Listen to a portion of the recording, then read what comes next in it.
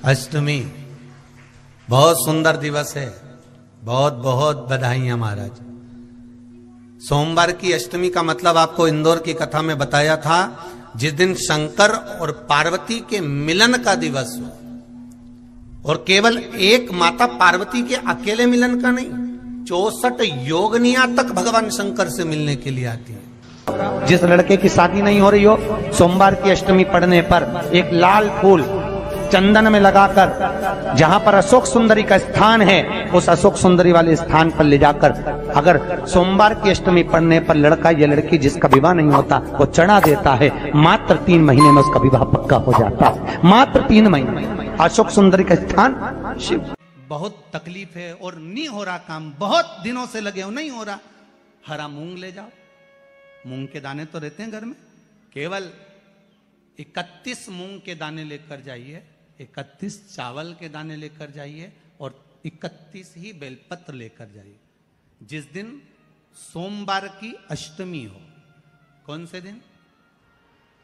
सोमवार की अष्टमी हो, उस दिन शंकर जी के मंदिर में जाओ, 3 चीज लेकर जाओ, मूंग के दाने, चावल, बेलपत्र। चावल जो 31 लेकर गए हो, अपनी कामना कर कर शंकर जी की देहली पर रख दो, चौखट पर, कहीं पर भी एकांत में उसको रख दिया जाए। मूंग के जो दाने लेकर गए हो 31, वो नंदी के पास में, जो नंदी का पांव ऊंचा रहता है उस पांव के पास रख दीजिए। और जो 31 बेलपत्र लेकर गए हो, वो 31 बेलपत्र अशोक सुंदरी वाली जो जगह है, आपको पहले बताया है कथा में, अशोक सुंदरी जी का स्थान, ये शिवलिंग, ये जलाधारी जहां से पानी बहता है, उसके बीच में एक मोटी सी लाइन होती है, जो शंकर भगवान की छोटी लड़की अशोक सुंदरी का स्थान है।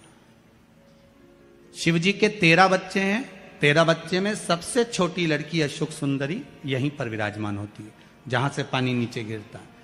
प्रत्येक शिवलिंग के सामने एक मोटी सी लाइन होगी, उस मोटी सी जो लाइन है अशोक सुंदरी, वहां पर जो 31 बेलपत्र लेकर गए हो, अपनी कामना कर कर पीला चंदन, लाल चंदन लगाकर उस पर समर्पित करते जाओ। उसकी डंडी जहां से पानी बहता है उस ओर होना चाहिए। आप निवेदन कर कर देखो, एक सोमवार की अष्टमी पर कर कर देखना, दूसरी सोमवार की अष्टमी आएगी, अपने आप आपका काम हो गया होगा। बाबा से निवेदन तो करो, क्यों भटक रहे? एक मात्र शिव मंदिर में झाड़ू लगा रही हैं अहिल्याबाई, साधारण सा भाव है, केवल एक झाड़ू। कई लोग कहते हैं महाराज जी, आप कहते हो मंदिर में जाकर झाड़ू लगाओ, पोछा लगाओ, तो जो हमने मंदिर में रख रखा है स्वीपर आदि कादिक, जो भी सेवा करने वाला है, काम करने वाला है, वर्कर है, वो कर रहा है, तो हम क्यों करें? अरे भाई, एक बात याद रखना, आप सबसे पूछना चाहूंगा, आप लोग कहते हो कि मंदिर की सफाई जो वर्कर रखा है उसे करना चाहिए, मंदिर की सफाई जो पुजारी रखा है उसको करना चाहिए। मैं आपसे पूछना चाहता हूं कि आपके घर में जो तिजोरी है, दिवाली पे उसकी सफाई कौन करता है? नौकर करता है? अरे बोलते तो जाओ। नौकर करेगा? नहीं। वर्कर करेगा? नहीं। स्वीपर करेगा? नहीं। तिजोरी की सफाई कोई दूसरा नहीं करता, तिजोरी की सफाई हमें करना होती है। उसी तरह मंदिर की सफाई ना पुजारी करे, ना कोई वर्कर करे, जो दर्शन करने जाए वो करे, क्योंकि ये तिजोरी है हमारी, ये तिजोरी है हमारी, यहां से हमें मिलता है, ये मेरा देव अधिदेव महादेव देता है। और धतूरे का फूल,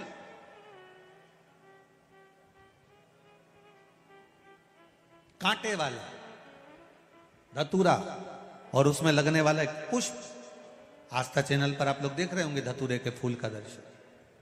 धतूरा और धतूरे का पुष्प, छोटा सा पौधा है, ज्यादा बड़ा नहीं है, कांटा लग रहा है, धतूरा लग रहा है, और उसमें भी साधारण धतूरा नहीं, जिस धतूरे के नीचे की डंडी लाल कलर की होती है, अगर वो सोमवार की अष्टमी को देव अधिदेव महादेव को समर्पित करी जाती है, तो उसके घर में कभी संपदा की कमी नहीं होती है।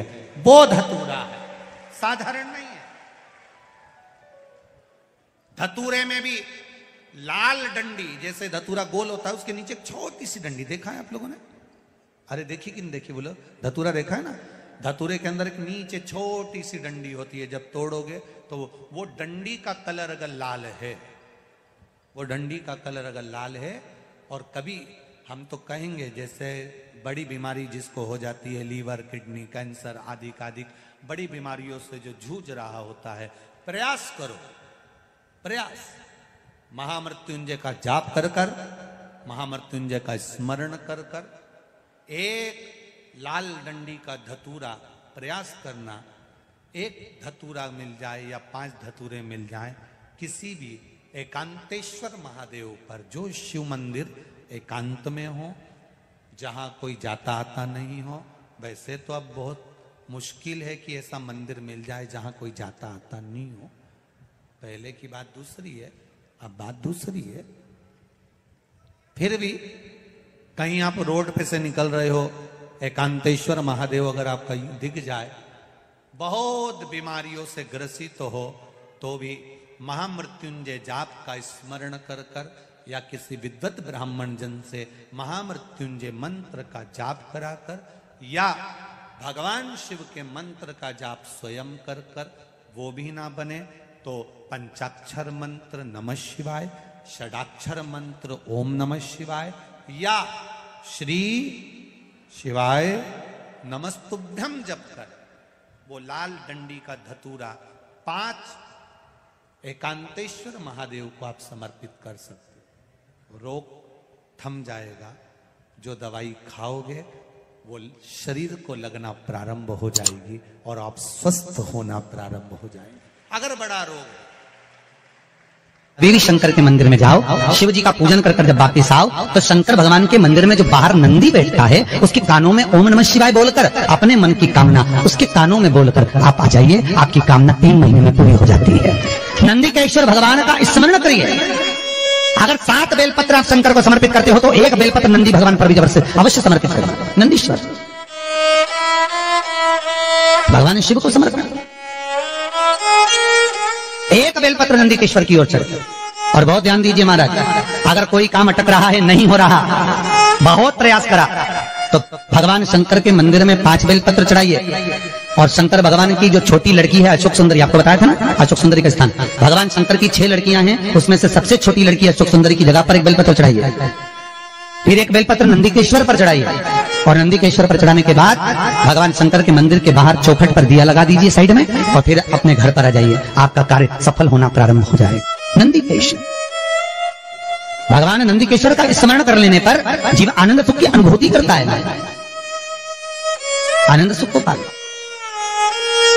भगवान नंदीकेश्वर का पूरी दुनिया में केवल एक केदारनाथ ही एक ऐसा है जहां पर ओम कुंड विराजमान है। कौन सा कुंड है वहां पर? ओम कुंड।